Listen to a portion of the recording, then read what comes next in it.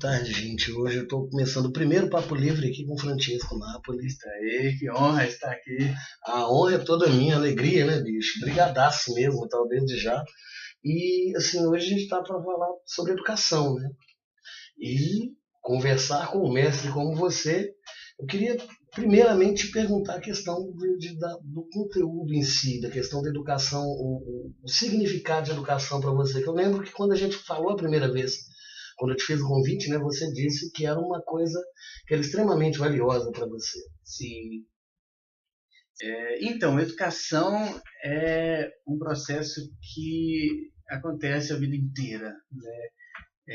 Eu entendo que o educador, seja o pai, seja o professor, seja o amigo, seja o psicólogo, seja quem for no contexto, né, mais amplo, assim, pensando no microcosmo da pessoa ali, é sempre uma relação que se estabelece com esse educador, ela é sempre uma relação de construção. Então, eu não gosto dessa ideia de que os alunos têm que ser educados em casa, porque na escola, a escola não educa, a escola apenas ensina conteúdos, né? Eu acho isso extremamente complexo, assim, não acredito que a escola seja apenas para conteúdos, não. Inclusive, eu acho que o conteúdo nem é a coisa mais interessante da escola.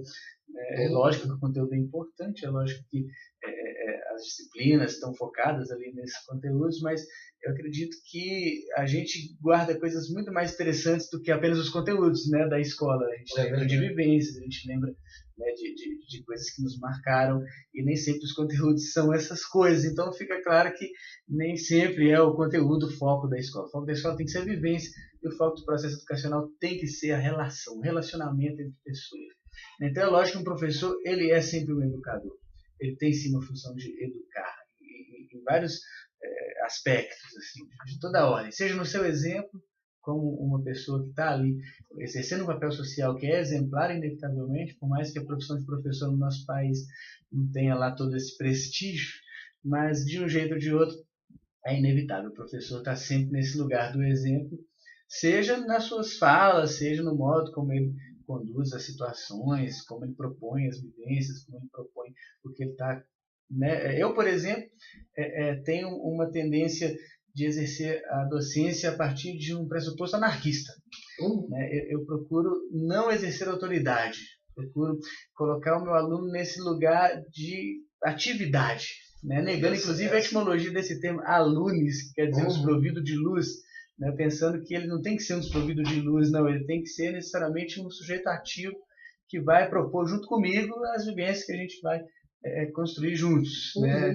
Eu entendo que a vivência está mais significativa e é mais potente nesse processo de construção de conhecimento do que o conteúdo imposto, né, de forma arbitrária. Mas o caso da anarquia, por exemplo, ela sem uma busca de conhecimento, sem uma busca comum, como é que você vê a anarquia dessa forma? Porque tem gente que pensa que ser anarquista é ser idiota. Assim, tem gente que não entende o significado da palavra anarquia, como eu também entendo dessa forma que você está colocando. Não, mas na verdade a grande maioria das pessoas repete esse discurso segundo o qual anarquia é sinônimo de bagunça. Isso Marx explica facilmente, né? Trata-se de um discurso que ele é um discurso da classe dominante, que de certa forma tem receio, né, de ideologias, de pensamentos, um pensamento anarquista. Ele propõe a desobediência, ele propõe a resistência à autoridade, ele propõe que nenhum homem deve subjugar o outro.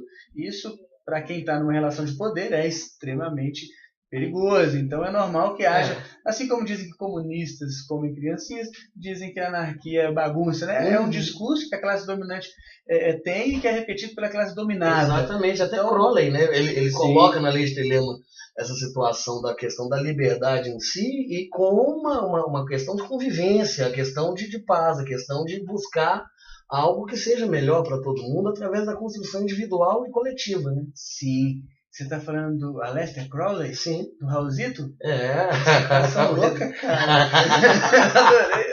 Mas exatamente, eu acho que exatamente influenciou o The Doors, o Jim Morrison, influenciou todo um contexto Exatamente. de comportamento, assim, né, na contracultura. Exatamente. Interessante isso. Mas aí que está essa situação, porque a educação, muitas das vezes, assim, a gente que viveu um militarismo durante um tempo no Brasil, né? E o povo fala, existem os discursos que dizem que aquele tempo o professor mesmo era valorizado, que isso, que aquilo outro, mas era todo muito, muito humilde, né? O salário do professor nunca foi aquela coisa alta, existia um padrão comportamental e que muitas das vezes assim, ele impediu a população de se queixar de algumas coisas.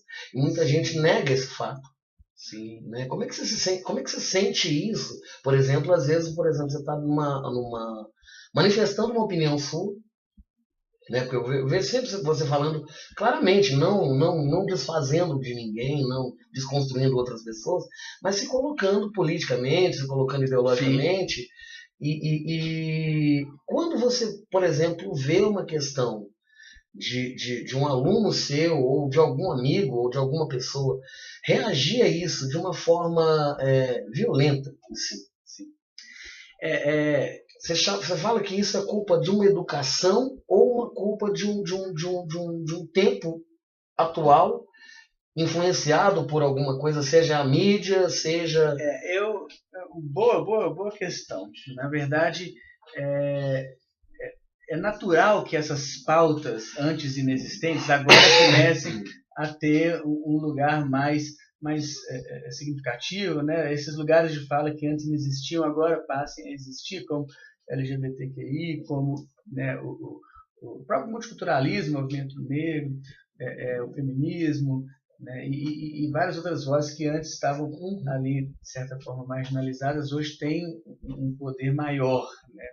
E é normal também que desde junho de 2013, que talvez seja a grande ruptura ali, né, do nosso processo, né, de constituição como nação e dessa nossa relação com a questão política, desde as jornadas de 2013, que a gente tem essa necessidade de se posicionar politicamente, né, no Facebook. Até então o Facebook era como um Orkut, né? As pessoas estavam ali brincando com os joguinhos. A partir de junho de 2013 houve uma ruptura abrupta, onde todo mundo teve que de alguma forma se posicionar, não deu para ficar em cima do muro. Quem ficou em cima do muro foi chamado de isentão. É verdade. Teve rótulo para todo mundo, né? Para coxinha, rotulo, mortadela e isentão, né? E o grande problema da rede social e no geral, num contexto mais senso comum, de como as coisas são tratadas, né, nesse lugar mais superficial mesmo, por conta da heterogeneidade das pessoas, por conta de discursos que a gente tem uma tendência a repetir. Nós somos primatas, né? É uma coisa que a gente negligencia. Nós somos necessariamente, evolutivamente, primatas, e os primatas imitam uns aos outros. Estava vendo a Márcia Tiburi falando isso outro dia, né? A tendência, né, é a gente imitar os comportamentos e também os discursos. A gente está imitando os discursos uns dos outros nesse mesmo modo. E essa aceitação que está acontecendo, às vezes, assim, isso de ambos os lados, assim, por exemplo, na questão política no Brasil, na questão educacional em si, a gente vê ambos discursos sendo aceitos. E o que você pensa a respeito, como educador, dessa cultura de ódio que existe de um lado e do outro?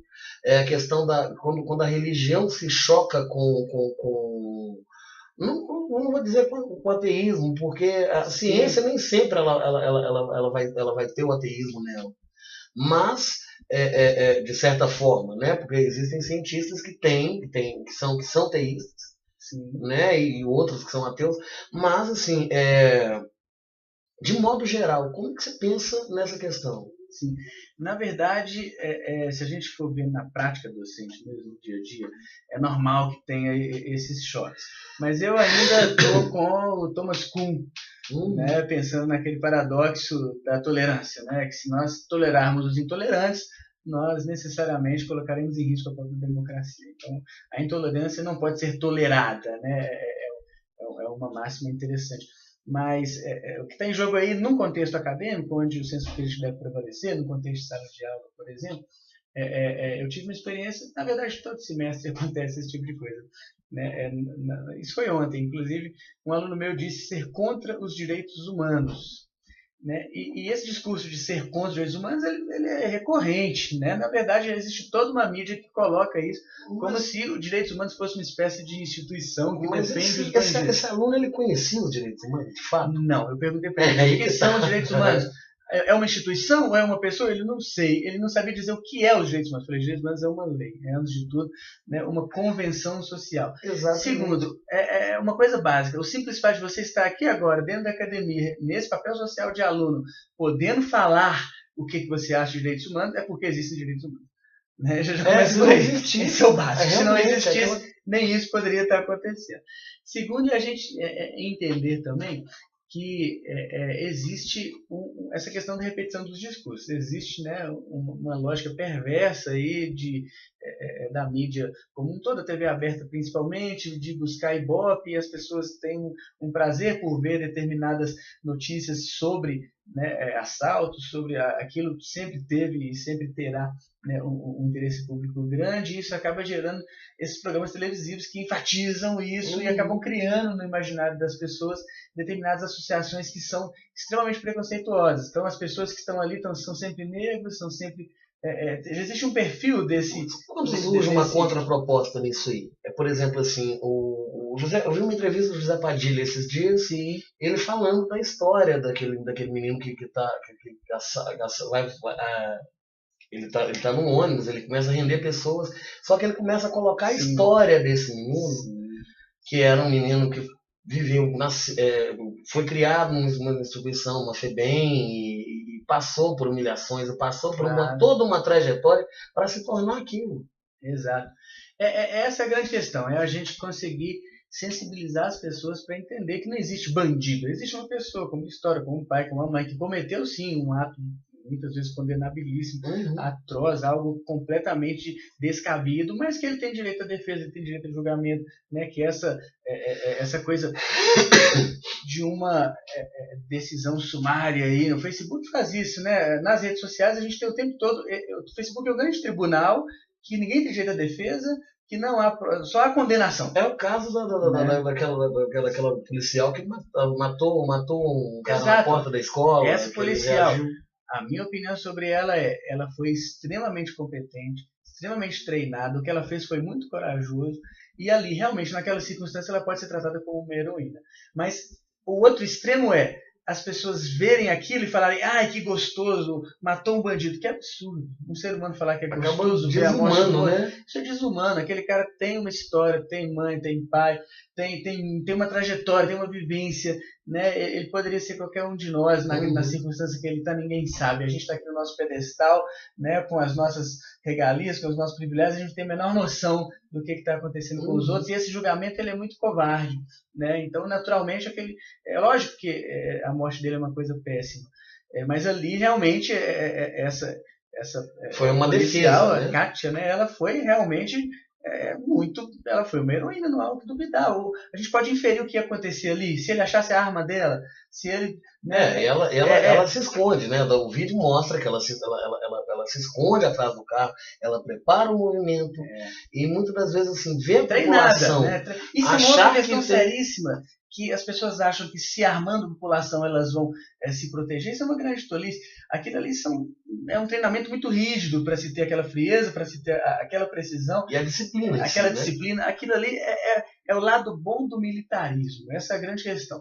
Né? Porque a polícia militar de Minas Gerais, por exemplo, ela é muito bem treinada. É um absurdo dizer a polícia não é bem preparada. Ela é muito bem preparada, só que ela é preparada a partir de uma lógica militar que é necessariamente, obviamente, limitada, né? Principalmente com as questões contemporâneas, onde tem uma complexidade de identidades, de situações. A polícia está preparada para enfrentar um bandido. Na polícia militar existe uma hierarquia rígida, onde uma ordem não pode ser discutida. Né? Você tem que só obedecer, você não tem voz, né? Você está ali numa condição necessariamente desprovido da sua condição de sujeito.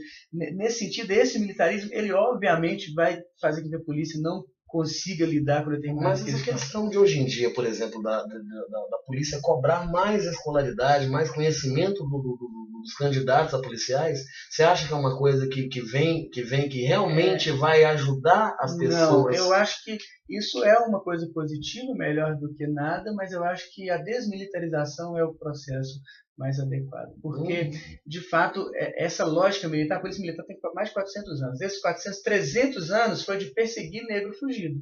A polícia militar tinha a função de fazer um serviço para os senhores de engenho, né, perseguindo os negros fugidos. 3 séculos de existência da polícia são para essa função, proteger uma determinada classe em detrimento da outra. Então agora é comum que a gente olhe para a polícia e tenha medo dela mesmo. Que brasileiro que não para na polícia e fala, nossa, no blitz, fica tenso. Mas peraí, seu IPVA está em dia, sua carteira está certa, você não tem droga, não tem arma, não tem nada, por que você está tenso? Por quê? Porque no Brasil é tenso mesmo, porque sempre existiu essa relação da polícia ser truculenta, de estar nesse lugar, de defender interesses mato, que é... né? Exatamente, de não ser necessariamente... Né? Então, eu me lembro no último carnaval, cenas horrendas assim, de famílias retornando numa rua tranquila e pelo fato de já ter o bloco dispersado ali, os policiais chegarem tirando bombas e balas de borracha, e um negócio desnecessário, desproporcional, completamente absurdo, simplesmente porque chegou o representante da polícia, quis saber quem era o organizador, não tinha organizador porque foi feito pelo Facebook, olha como é que eles não dá conta da contemporaneidade. E a via estava interditada e a ordem foi esvaziar. Né? E aquilo era, né, gás lacrimogêneo com criança, um negócio desproporcional, desnecessário. E eu comentei com um dos policiais, falei, cara, isso é desnecessário. E ele falou assim, eu sei. Eu falei, ele falou, mas eu tenho que cumprir a ordem. Exatamente. Mas essa ordem também não vem de algum representante político. No geral, isso é um protocolo, né? Isso não é necessariamente... Isso não chega lá, né, numa instância superior. Isso é um procedimento padrão, né? Se tem essa situação, façam isso. Não há diálogo, não há flexibilidade, não há... É extremamente rígido e metódico. Tá, mas, por exemplo, eu falo de ambos os lados políticos, porque às vezes a gente vai estar aqui falando alguma coisa e a pessoa vai falar, está defendendo um lado, está defendendo o outro. Mas, assim, eu vejo isso partir tanto, às vezes, dirigentes da direita e dirigentes da esquerda também, que às vezes tem aquela coisa do tipo, olha, não vai ficar assim, a coisa vai ser isso, vai ser aquilo outro. Sabe? E nesse ponto, como é que você acha que o judiciário, o legislativo em si, ele poderia estar auxiliando melhor nesse aspecto? Na verdade, sem dúvidas que é papel do legislativo isso, sem dúvidas que o chefe das polícias militares são os representantes do executivo, né? Então é ali numa instância civil que se dão as principais decisões nesse território militar, né? Mas a questão é de uma cultura que vem de secular, né? E que já cria determinados modos de lida mesmo ali com as situações. Então, por isso que eu penso que desmilitarização é sim um caminho possível de ser pensado. Como isso vai ser feito? Eu não sei, eu não sou especialista em segurança pública, eu sou historiador e sou um cidadão que estou assistindo uma fórmula dando errado. Então, eu acredito que é necessário repensá-la. Né, repensar essa forma. Mas exatamente, e é justamente por isso que assim, eu pensei no primeiro tema para o próprio livro, né, de ser realmente a educação, porque eu acredito que assim, é a base de qualquer coisa. Sem dúvida. Mas tem um paradoxo aí muito interessante, que nem sempre o fato de ter acesso à educação garante que a pessoa vá ter uma leitura de mundo humanizada, uma leitura de mundo que vai respeitar, né? Vamos lembrar aí que os grandes cabeças do nazismo eram grandes cientistas, doutores, especialistas, não eram pessoas desinformadas, né? Muito pelo contrário. Então, a escolaridade não garante nada, né? O que garante, assim, uma educação que seja cidadão, uma educação que se preocupe com a formação do cidadão, né? Uma educação que tenha esse viés humanístico. E o que a gente está assistindo no Brasil, ao menos com a reforma do ensino médio, por exemplo, é um processo, né, que é o contrário disso. O ensino médio foi, né, restaurado. Eu costumo dizer que não foi uma reforma, foi uma restauração. A gente voltou àquele modelo de um ensino técnico, né, pautado no mercado, sem nenhuma preocupação com a cidadania, com a questão dos direitos, da política, do papel do cidadão. Não, está ali um tipo de educação com matemática e português, preocupado para formar mão de obra para esse trabalho não especializado. Até porque, assim, né, uma questão da escolarização que eu acho engraçada é que muitas das vezes as pessoas estudam, elas têm um contato com determinadas matérias e depois esquecem aquilo. Por que você acha vai acontecendo Sim, esse tipo de coisa? acontece porque a escola ela é mais preocupada com o conteúdo do que com o aluno. Então, no fim das contas, a gente tem um exagero desse conteudismo. Isso vem histórico, né? A nossa sala de aula, as carteiras enfileiradas, o quadro, né? Essa disposição dos objetos dentro da sala de aula, ela é medieval, ela é desde a escolástica, né? É sempre aquela ideia de uma aula contemplativa. As pessoas estão ali de costas uns para os outros, como que em uma plateia, né? Vendo o professor que é o ativo e você está nessa condição passiva. Né? O aluno, esse desprovido de luz, esse aluno está ali nessa condição de receber essa luz que está vindo de cima, é aquela lógica da transmissão do conhecimento, como se o conhecimento fosse uma coisa acabada que vai chegar para você dessa mesma forma, e não é nada disso que é o processo de ensino-aprendizagem. O processo de ensino-aprendizagem envolve a sua bagagem cultural, envolve o modo como você compreende o mundo, você vai construir o conhecimento a partir da sua vivência, a partir da sua... Então, quando o conteúdo fica, né, com um fim em si mesmo, acontece essa coisa triste que é o cara decorar uma bobagem, passar uma prova e nunca mais lembrar disso. Né? E não tem resultado nenhum em termos educacionais nisso daí. Exatamente. Né? Isso acaba virando um vício terrível e aconteceu com todos nós. Todos nós fomos obrigados a decorar um tanto de coisa que a gente não usou para nada e que a gente sempre se pergunta para que serviu.